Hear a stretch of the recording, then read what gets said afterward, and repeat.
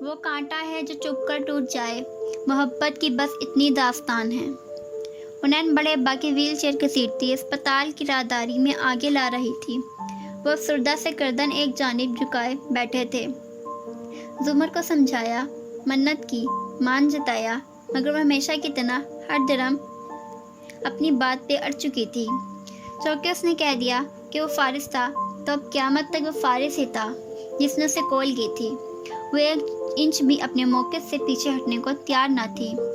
چونکہ میڈم رمشا اس سے ملنے آئی تھی، اس لیے انہوں نے حنین سے کہا کہ انہیں باہر لے جائیں، اور اب وہ دونوں باہر جا رہے تھے۔ حنین بھی خاموش تھی، بڑے ابا بھی۔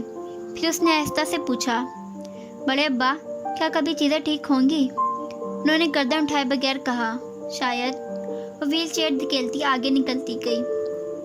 راہداری میں بینچ پہ سر ہاتھوں میں گرائے سعدی نے پہیوں کی آواز سنی، مگر چہرہ نہیں اٹھایا۔ وہ پہلے سے بھی زیادہ اپسٹ تھا۔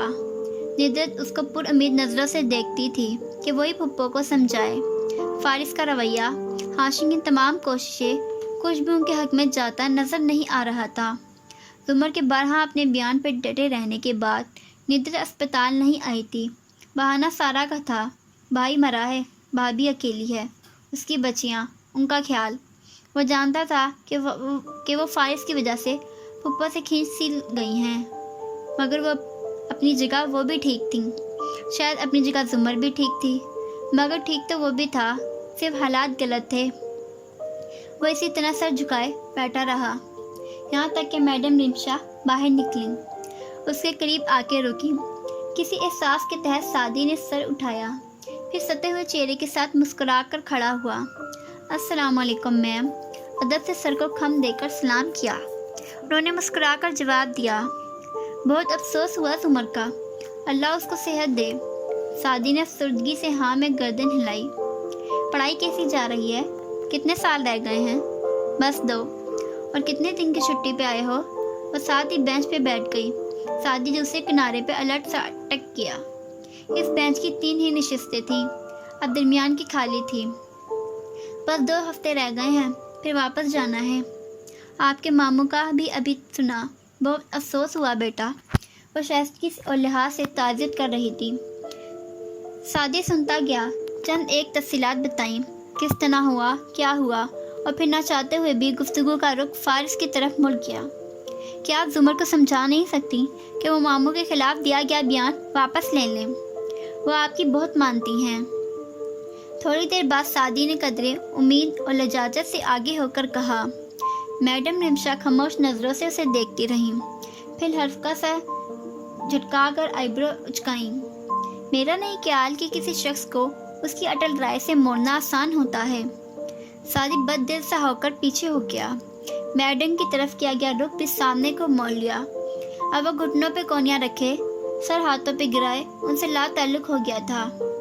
میڈم رمشا گہری نظروں سے اس کے ہاتھوں میں آدھے چھپے چہرے کے اتار چڑھاؤ دیکھتی رہیں، پھر خود بھی سیدھی ہو کر بیٹھ گئیں۔ گود میں رکھا پرس بیچ کی خالی نشست پہ رکھا، سر سامنے دیوار کو دیکھتے ہوئے آہستہ سے بولیں، میرا بڑا بھائی ایرونیٹیکل انجینئر ہے۔ ہم 3 سال سے ایک دوسرے سے نہیں ملے، بات بھی نہیں کی، نہ وہ ہمارے بچوں کی شادی پہ آیا نہ ہم اس کی شادی پہ گئے۔ میری فرسٹ کزن میری بچپن کی دوست تھی، انکالوجسٹ ہے، اسی شہر میں رہتی ہے۔ ہم نے 7 سال سے ایک دوسرے کی شکل نہیں دیکھی، کوئی فوتگی ہوئی تو چلے گئے، زندوں کے لیے نہیں گئے۔ میری سب سے چھوٹی بہن اور میرے دوسرے نمبر کے بھائی کی آپس میں پچھلے 5.5 سال سے ناراضگی ہے، دونوں ایک دوسرے کی شکل دیکھنے کے لیے بھی روادار نہیں ہیں۔ میری امی اس ساری صورتحال سے بہت غمزدہ رہتی ہیں۔ وہ سامنے دیوار کو دیکھتے ہوئے ہلکے ہلکے سے کہتی جا رہی تھی۔ سعدی اسی طرح سر ہاتھوں میں لیے بے دھیانی سے سنتا گیا۔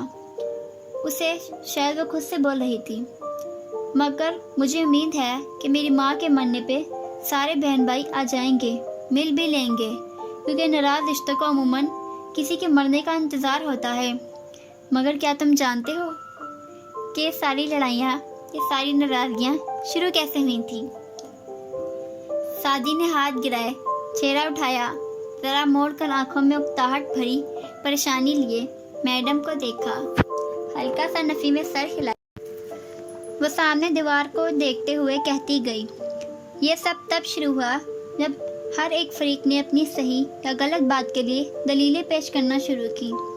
जब दूसरे की बात बहस के लिए सुनी गई, मामले को हल करने के लिए नहीं। तोप कोई नहीं चलाता, पत्थर कोई नहीं मारता, बातें, सिर्फ बातें ही घरों में दरारें डालती हैं, उनको तोड़ती हैं, रिश्ते काटती हैं, सिर्फ बातें। सादी फिर से सामने देखने लगा। मैं समझ रहा हूँ, अगर आपका इशारा मेरी फुप्पो से की गई बदतमीजी या बहस की तरफ है तो प्लीज़ मुझे क्लियर करने दें। ये किसी की ज़िंदगी का और मौत का मामला है। मेरी एक दोस्त थी, बहुत अच्छी, बहुत काबिल, आम सी शक्ल थी, मगर उसकी शख्सियत में कोई ऐसी कशिश थी, ऐसा रौब था कि आसपास सब मरऊब हो जाते। वो उसकी बात सुने बगैर सामने देखते हुए गोया खुद कलामी के अंदाज में कहती जा रही थी। सादी को बेजारी होने लगी। मैं उसके पास एक केस के सिलसिले में गई थी। वो वकील थी, बहुत अच्छी, बहुत काबिल।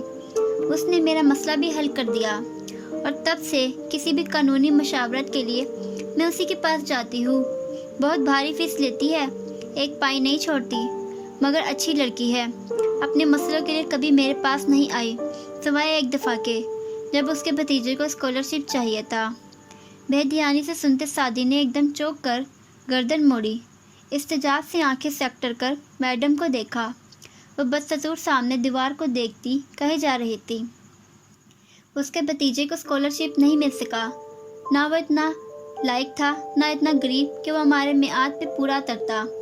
अगर वो समझी कि उसका नाम उन 10 स्टूडेंट्स की लिस्ट में इसलिए नहीं है क्योंकि फहरिस्त मैंने कमीशन के लिए लेकर तैयार की है, वो मेरे पास आई, एक लंबी तकरीर की कि किस तरह वो मुझे बर्बाद कर सकती है, बदनाम कर सकती है और हर कीमत पे इस बात को यकीनी बना सकती है कि उसका भतीजा वो स्कॉलरशिप जीते।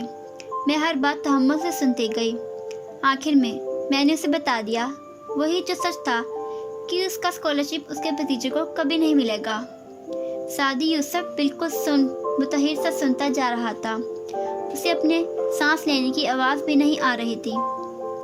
वो सुनती गई। उसके चेहरे का रंग निचड़ता गया, ऐसा जैसे किसी सांप ने काट लिया हो। वो ये मानने को तैयार नहीं थी कि उसका भतीजा किसी से कम हो सकता है। बहुत देर लगी उसको अपनी अटल राय से हटने में। चाहे वो गलत थी, मगर वो किसी की मोहब्बत में ही गलत थी। किसी की मोहब्बत में गलती करना पता नहीं गलत होता है या नहीं। और फिर ज़िंदगी में पहली दफ़ा मेरी उस दोस्त ने मुझसे एक फेवर मांगा। मैं झूठ नहीं बोलती, बोलना भी नहीं चाहिए, लेकिन उसके लिए मैंने बोल दिया। उसी लड़के से वो मेरे पास तो आया। मैंने कहा उसे किसी दिल के अमीर आदमी ने स्कॉलरशिप के लिए स्पॉन्सर कर दिया है। शायद ये झूठ भी नहीं था, मगर उसकी फुप्पो मुझे पाबंद कर चुकी थी कि मैं उसे नहीं बताऊंगी कि वही उसकी फ़ीस दे रही है। बस एक बात पे मुझे हैरत हुई। वो बोलती जा रही थी और सादी सांस रोके उनको देख रहा था। सारी दुनिया ख़त्म हो गई थी, बस बातें रह गई थी जो वो सुन रहा था और जो वो उस दिन जुमर से कर आया था। यही कि वो इतनी अमीर नहीं है, फिर इतनी भारी फीस कैसे अदा करेगी। मेरे इसरार पे उसने बताया कि उसके पास एक प्लाट है जो उसके वालिद ने उसके नाम कर रखा है। उसकी शादी, उसके फ्यूचर की सारी सिक्योरिटी उस प्लाट के ऊपर है। उसने कहा वो उस प्लाट को बेच देगी। नेचुरल सी बात है। मैंने उसे मना किया कि अगर एक लड़का अपनी जहानत या मेहनत के बलबूते पर एक बड़ी यूनिवर्सिटी नहीं जा सकता तो क्या ज़रूरी है उसके पीछे अपनी आरामदेह ज़िंदगी की सिक्योरिटी को दाव पे लगा दो। तब उसने मुझे एक बात कही, सारी ज़िंदगी तो नहीं, मगर चंद साल तो मैं ज़रूर याद रखूँगी। उसने कहा, मेरे खानदान की सिक्योरिटी वो पैसा नहीं है, हमारी सिक्योरिटी हमारे खानदान का वो पहला बच्चा है जिसको मैंने उंगली पकड़ के चलना सिखाया था।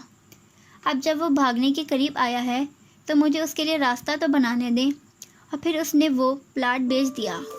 अब वो मुसलसल मेरे पास रकम जमा करवाती है। मैं इस रकम को एक स्कॉलरशिप डोनेशन फ़ंड के तौर पर उस लड़के की फ़ीस के लिए उसके हवाले कर देती हूँ। ज़रा सा झूठ और किसी की ज़िंदगी बन गई। बुरा सौदा नहीं था, मगर कुर्बानी थी, क्योंकि मोहब्बत एक बहुत सादा और एक बहुत पेचीदा शय है। सादी का रंग ऐसे सफ़ेद हो रहा था جیسے سانس تک نکل چکی ہو۔ وہ بنا پلک جھپکے بس ان کو دیکھ رہا تھا، شوق، حیرت زدہ، معتجب۔ کیا یہ سچ ہے؟ کیا پھپھو نے؟ اس کے الفاظ حلق میں ہی ٹوٹ گئے۔ میڈم رمشا نے چونک کر اسے دیکھا اور حیرت سے پوچھتے ہوئے اپنا پرس اٹھاتے ہوئے کھڑی ہوئی۔ کیا؟ میں نے تو پچھلے 5 منٹ میں تم سے کوئی بات نہیں کی، میں تو کچھ سوچ رہی تھی۔ شاید میں اونچا سوچنے لگ گئی ہوں۔ بوڑھے ہونے والے لوگوں کو یہ مسئلہ ہوتا ہے، لیکن میرا نہیں خیال کہ کسی دماغی مرض کی وجہ سے کسی انسان کا کانفیڈینشلی توڑنے پر مورد الزام ٹھہرانا چاہیے۔ اور یہ اونچا بولنا ایک دماغی مرض ہی تو ہے۔ او نو! موبائل پرس میں ڈالتے ہوئے سر نفی میں ہلاتے جیسے اپنے سنکی انداز کرتے ہوئے انہوں نے اس کو مسکرا کر خدا حافظ کہا اور آگے بڑھ گئی۔ وہ آہستہ سے اٹھا اور چھوٹے چھوٹے قدم اٹھاتا کوریڈور میں آگے کوئی موڑ آیا اور وہ نظروں سے اوجھل تھا۔ حنین کے چہرے پہ فکر مندی در آئی۔ وہ ویل چیئر کو موڑ کر اسی سمت لے گئی، ساتھ میں بے دھیانی سے بڑے ابا کو سن بھی رہی تھی۔ اورنگزیب کاردار کو فارس کے اوپر سے ہاتھ یوں کھینچنا نہیں چاہیے، ان کو ایک دفعہ ہم سے بات کرنی چاہیے تھی۔ وہ زمر پھپھو کے علاج کا سارا خرچہ اٹھا رہے ہیں، یہی بات ہے۔ وہ متلاشی نظروں سے ادھر ادھر دیکھتی ویل چیئر آگے لا رہی تھی۔ یعنی وہ فارس کو قصوروار سمجھتے ہیں، تبھی میں دعویٰ کر رہے ہیں، بڑے ابا افسوس سے سر ہلاتے کہہ رہے تھے۔ انہیں نے توجہ نہیں دی تھی، وہ آگے بڑھتی رہی۔ یہاں درخت تھے، بیلوں کی بار تھی اور کونے میں واٹر کولر لگا تھا، سبزے میں ٹھنڈا میٹھا پانی۔ انہیں کے قدم رکے نہیں، آہستہ ہو گئے، آنکھوں میں شدید صدمہ سا اترا۔ کولر کے دائیں طرف درخت تھا، درمیان میں تھوڑی سی جگہ تھی، وہاں سکڑ کر رخ دیوار کی طرف کیے سادی درزانوں بیٹھا تھا، سر گھٹنوں پہ کیے تھے۔ وہ آہستہ آہستہ رو رہا تھا، ساتھ ہی بار بار شرٹ کی آستین سے آنسو صاف کرتا، پھر سے چہرہ جھکائے رونے لگ جاتا۔ حنین کے دل پہ کسی نے پیر رکھ دیا۔ وہ رکنا چاہتی تھی، مگر بڑے ابا کے اسے یوں روکتے دیکھنے کا خوف تھا، یا سادی کے خود کو یوں دیکھنے جانے پر شرمندگی کا ڈر۔ وہ بوجھل قدموں سے آگے بڑھتی گئی۔ بڑے ابا گردن گرائے افسردہ سے اپنی کہتے گئے۔ حنین کی اینک کے نیچے آنکھیں گلابی پڑتی گئیں۔ وہ رو رہا ہے، بھائی رو رہا ہے، مگر کیوں؟ کیا پھپھو ٹھیک ہو جائیں گی بڑے ابا؟ اس نے خود کو کہتے سنا۔ بھائی ان کی بیماری پہ بہت اپسٹ ہے۔ ویل چیئر ٹہلتی کولر کو پیچھے چھوڑ کر وہ دور جا رہی تھی، ساتھ ہی آواز بھی مدھم پڑتی گئی۔ بڑے ابا نے جواب میں کیا کہا؟ درختوں تک آواز نہیں آئی، وہ دور ہوتے گئے۔ سادی اکیلا بیٹھا بدستور رو رہا تھا۔